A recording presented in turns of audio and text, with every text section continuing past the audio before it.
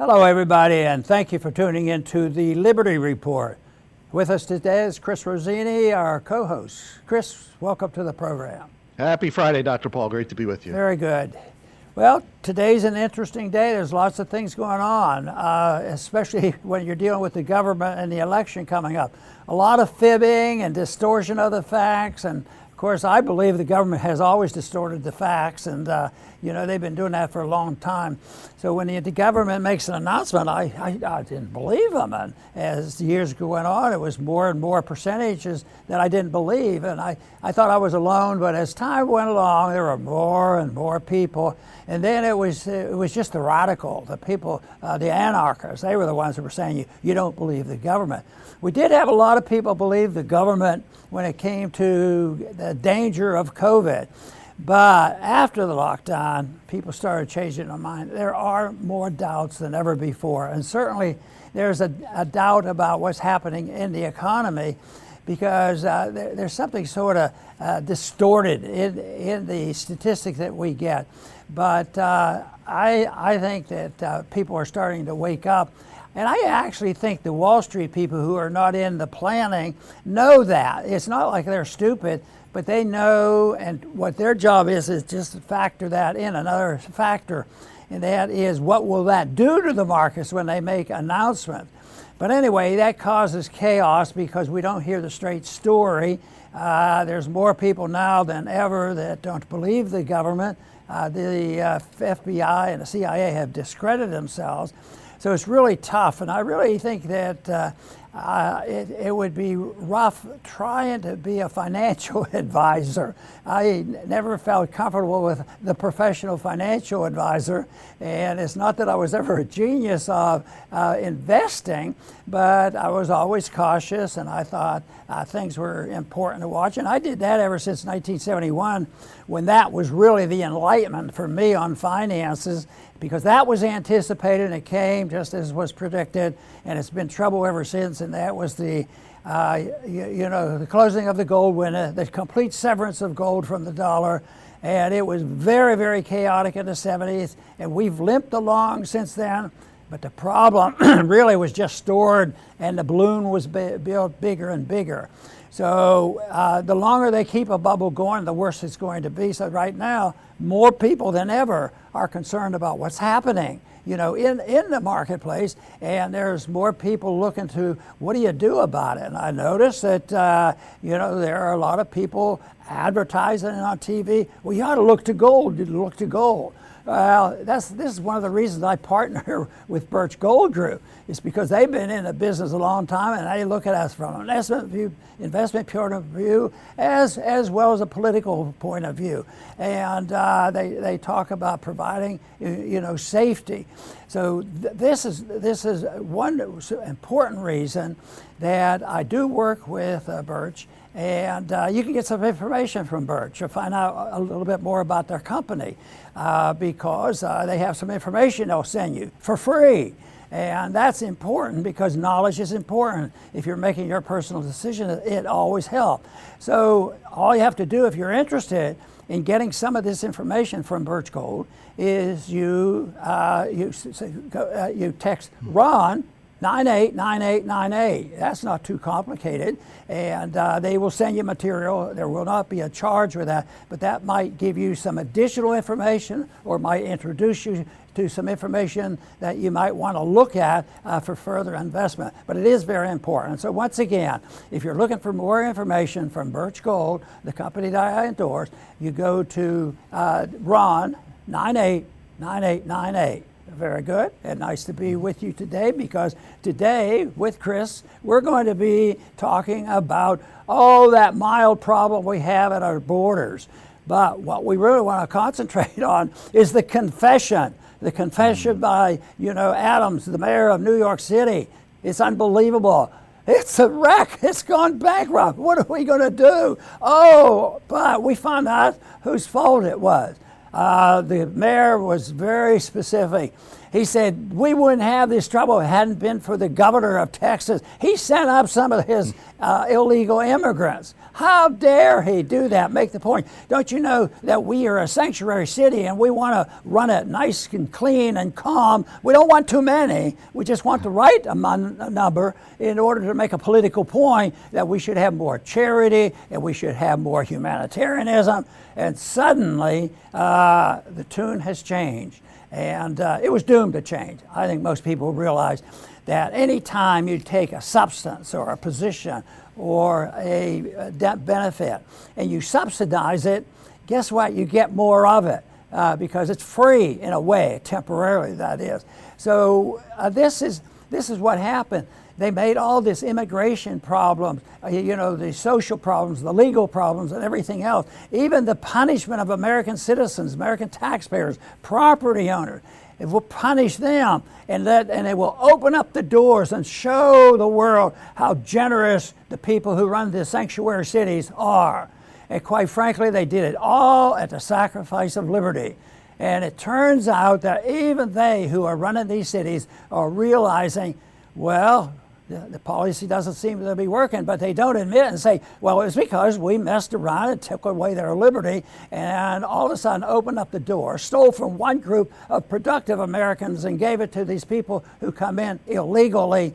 And that was a new changed method because certainly in our early history, immigrants came. It was an immigrant nation, but they did it with a couple rules and regulations. They had to come and have somebody sponsor them, and they had to have a job, and they had to be responsible. Today, they're encouraged to come to make this political statement and show how wonderful they are at the expense of the American taxpayer.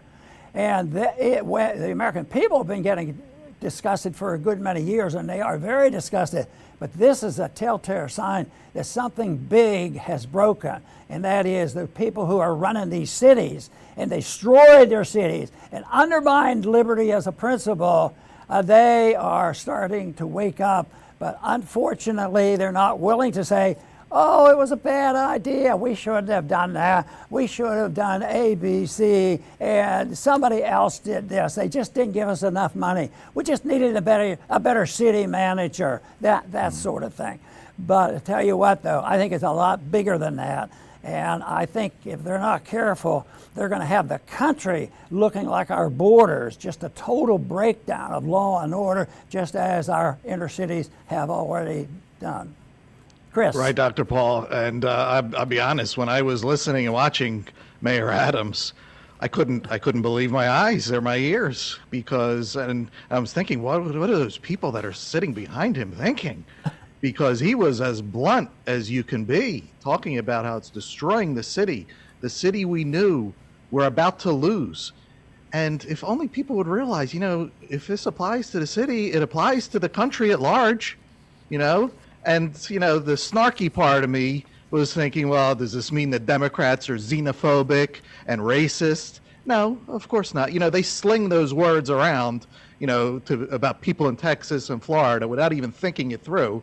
But no, it doesn't mean that anybody is xenophobic or racist in Florida or New York or Texas or New York, because it's economic reality. Adams is complaining we have to feed and clothe and house and educate these people. Yeah, this is not cost-free. You can't just let people walk in. You don't have a country if anybody could just walk in, because there is a cost to it. And, they're just trying to pass the cost off. But they're finding out that the cost is very, very real. It's very easy to virtue signal. And if there's one thing about leftists in general, they virtue signal all the time. But when reality hits, the virtue signaling goes out the door, and now they have to deal with it. Very good. And I'm going to quote him literally on the points that you were making because they're so important, and it demonstrates this change of attitudes all of a sudden. And I keep wondering, are they able to do this because they're totally naive or totally ignorant or totally confused? Is it a result of false education, or is it all politics? And even some see this as globalists, because there are some who think this is the movement to destroy anything left of capitalism and freedom and turn this into a global empire, and that it will prevent all these breakdowns, because there are some imperfections in what they were doing, and they're starting to admit. But if they don't listen, if they don't wake up, or if the people who object to it don't wake up and take them out of office, it's not going to do any good. As far as I'm concerned, it has all to do with ideas. And the one headline said, idealism collides with realism. Well, yes, they have ideas, there's no doubt about it, but they're wrong. They're idiotic at times. This whole thing, you can do all this, it's because people worry about inflation. We're not going to give up on this idea that you can't allow the market to determine value, and we can't allow the market to rule out the fiat currencies, and they go on and on. So it's the ideas that count, is right.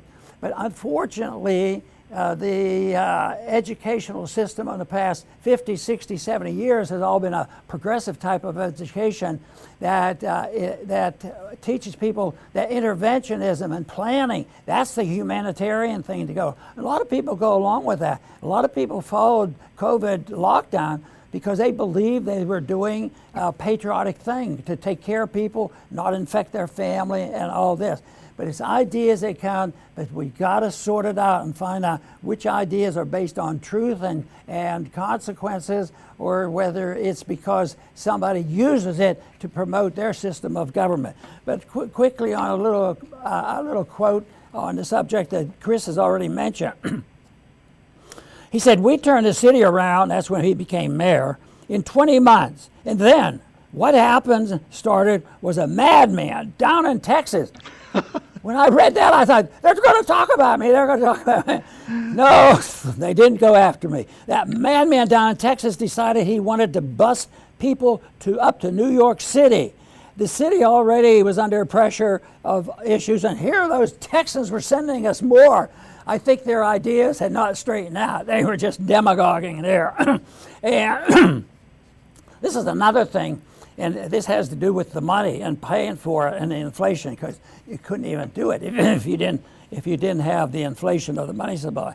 We have to feed, clothe, house, educate the children, and wash their laundry sheets, give them everything they need, health care, and that's true.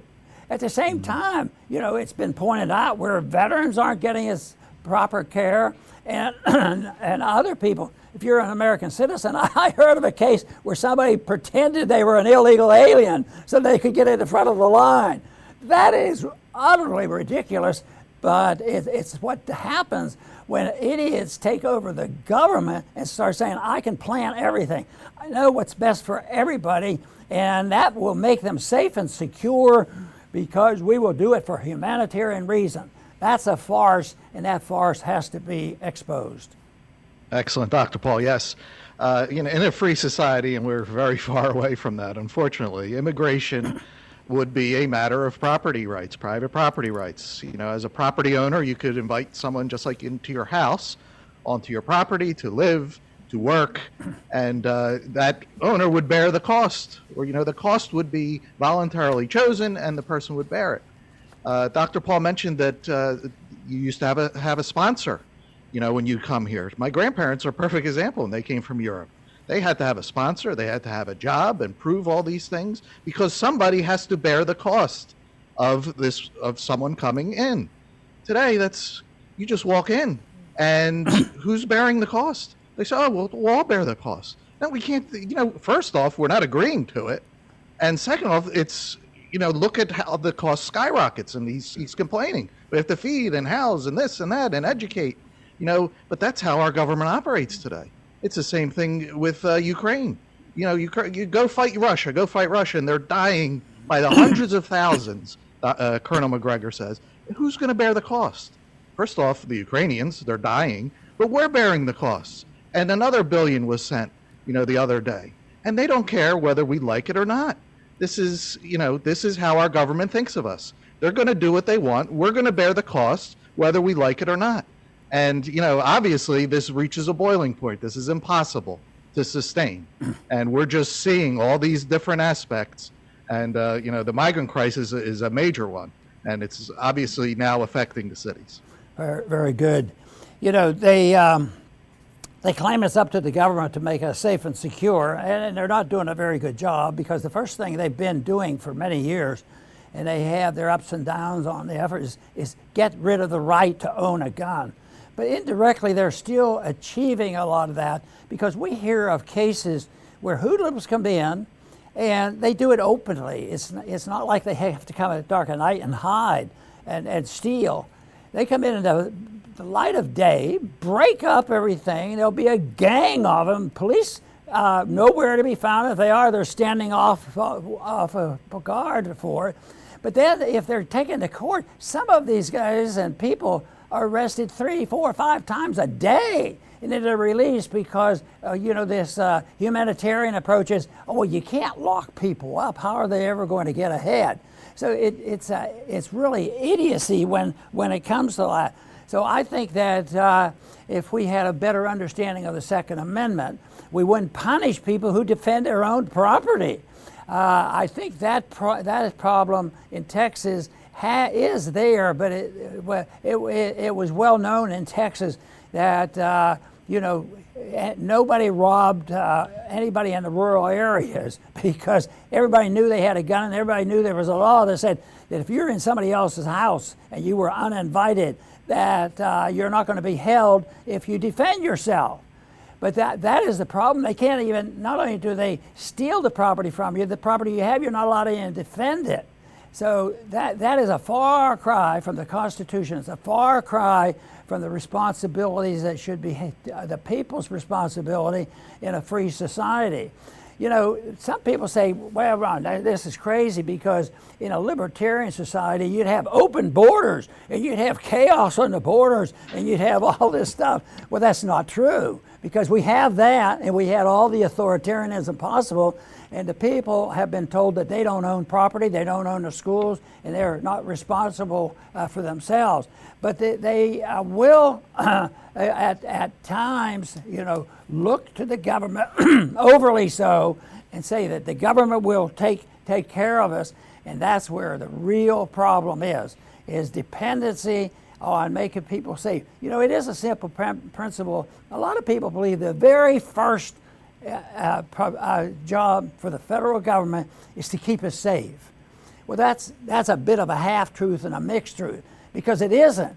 Because if I live out in the country and I have 10 acres of land and I have a house and it's rather rural, how are they going to make me perfectly safe? Are they going to send a policeman at my door? But that's what happens when they're trying to make you safe from everything. They have a bureaucrat at your door, checking everything out and destroying your liberty. But then who becomes the person and the group that's more likely to take away your liberty and make you less safe? Well, an IRS agent, an FBI agent, the military, the industrial complex, they're the people that come in. Instead of accepting the notion that in a free society, including this difficulty dealing with immigration, that everything should be voluntary, there should be no violation of property rights.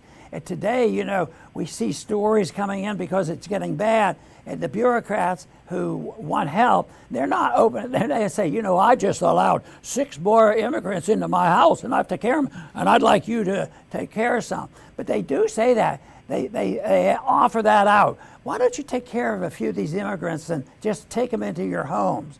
But it will come, because that was one of the basic principles of authoritarianism, Marxism, and the rest, is that people who had houses had to share them, and if they didn't do it voluntarily, they did it with a gun from the government, and they would decide. And then they would destroy the people who produced the great things of society at their expense. They take it from them in order to give it to people who have been taught, I have a right to this. They do.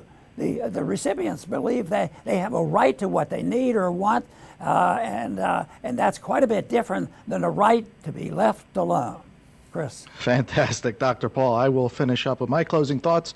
Why, if this is so insane and makes no sense, why would our government do this? Why would they just let anybody in? And there are political reasons. The left, if they virtue signal enough and show, and at least say how compassionate they are, it'll get votes, and that's part of it, I'm sure. But I think it's even bigger than that. We've gotten a taste, especially with COVID, that there are globalists, and Dr. Paul mentioned them before. And they have their reasons. We're expected to someday be global citizens. This national stuff, is antiquated for them. And so in order to do that, you got to change the makeup of the nation, because this is America. There still is that spirit of liberty here, as weakened as it has become. We still value the First Amendment and the Second Amendment especially. So how do you change a nation? They look at it as a game board. They have this nation. They have these Americans, these pesky Americans, who they want freedom of speech. They want their guns. How do you change that? Well, if you let all these people in, that changes the makeup of the nation. And we don't worry about this stuff day to day, about globalists and this and that. We go about our stuff, but they worry about it. They're very serious, and they're not shy. They used to hang in the shadows. They're not shy. They tell us about what they're planning for us, this great resets, and how we're going to own nothing and be so happy. They're serious. They're delusional, but they're serious. So even though we don't worry about this in our day-to-day life, we have to cling to that First Amendment with our dear lives and that Second Amendment. Boy, do they hate. We are armed to the teeth in this country. I just saw that 2 million guns were bought last month, and it's the 49th straight month that over 1 million guns are purchased. So they hate that, because imagine if we didn't have that, they could steamroll us in 2 seconds. We'd be done. So thank goodness for the First and Second Amendment. We better hold on to them for our dear lives, and that can maybe hold these globalists at bay. Very good. It always boils down to the question, who's going to get blamed for the problems? And right now we see it. The mayor says it's the governor of Texas that causes all these problems in New York City. And it's going back and forth. But I think that truth wins out on this. I think, looking at this, people are very, very frightened. And when they read about how much worse it's getting on a daily basis, they get more and more frightened. And yet I get a sense that this is not the worst thing in the world, to show complete failure of authoritarianism and dictatorship and the rejection of the principles of liberty. That's good. And the big thing is will it wake up people?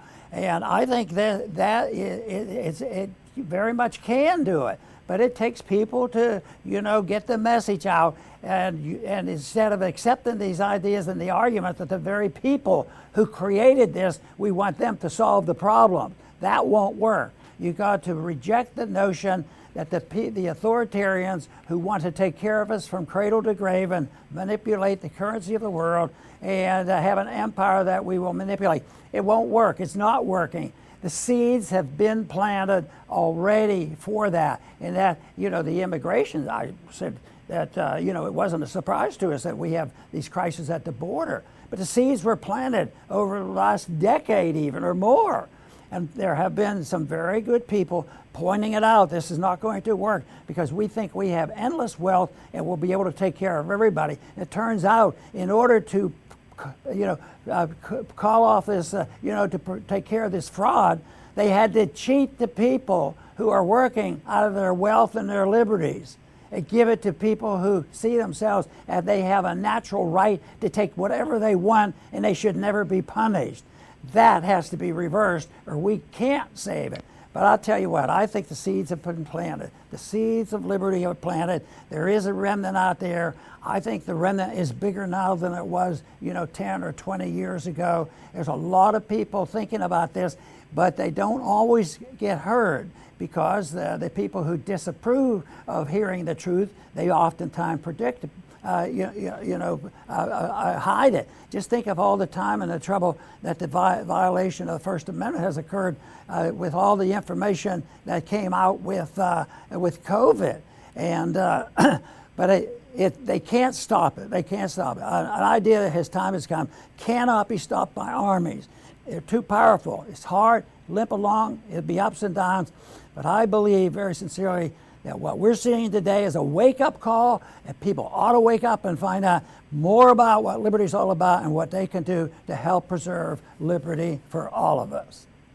I want to thank everybody for tuning in today to the Liberty Report. Please come back soon.